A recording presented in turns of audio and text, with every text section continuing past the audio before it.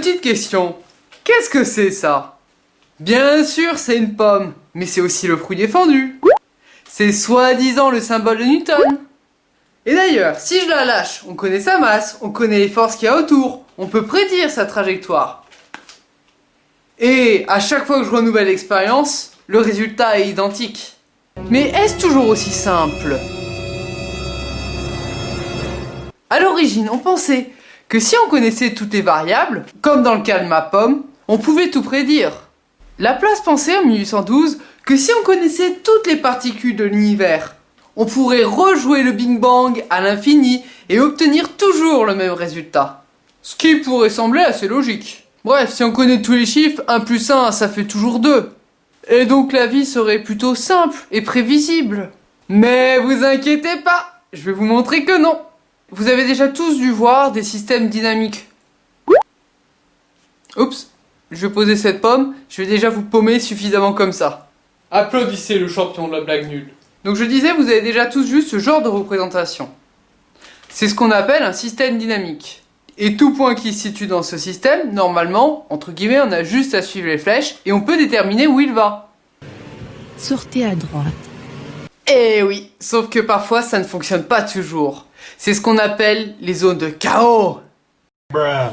Le chaos, au sens strict, un peu dans le sens qu'on utilise d'ailleurs dans la vie de tous les jours, c'est que finalement, aucune loi régit ce phénomène. Donc vous pouvez vous situer dans notre système dynamique et à tous les endroits on pourra prédire comment les choses vont évoluer. Sauf si vous êtes dans ces zones de chaos. Au début, ces zones n'étaient que théoriques dans la science. Mais Sherita et Buff ont réussi à démontrer leur existence.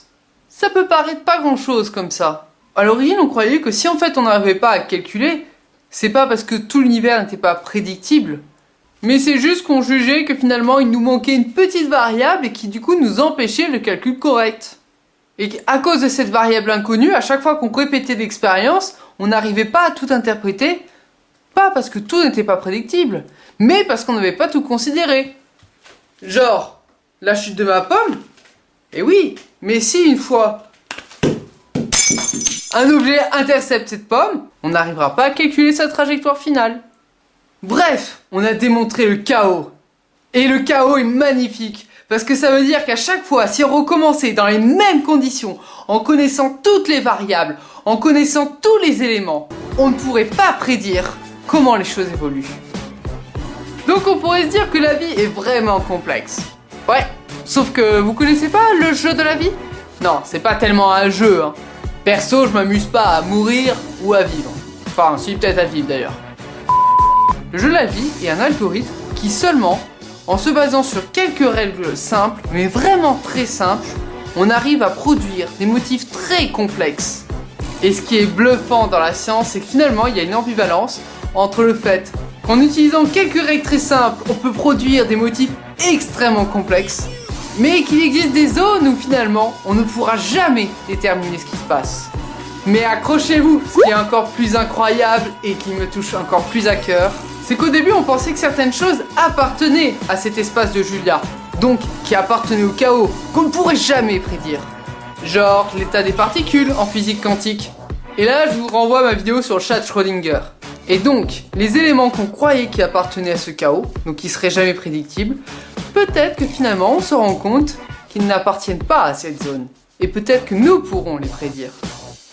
Donc la vraie question, est-ce que ce qu'on croit aujourd'hui impossible à prédire qui appartiendrait à ce chaos, est-ce qu'il appartient vraiment à ce chaos? Et est-ce que ce que nous croyons qui n'appartient pas à ce chaos, finalement, serait imprédictible? Et quelle est l'importance du chaos dans le développement de l'univers? La vie n'est qu'ambivalence entre extrême simplicité et d'une complexité incroyable. Donc si on résume, on a 3 cas de figure. La vie pourrait être représentée dans un espace dynamique. Il y a des zones où on pourra toujours déterminer ce qui se passe.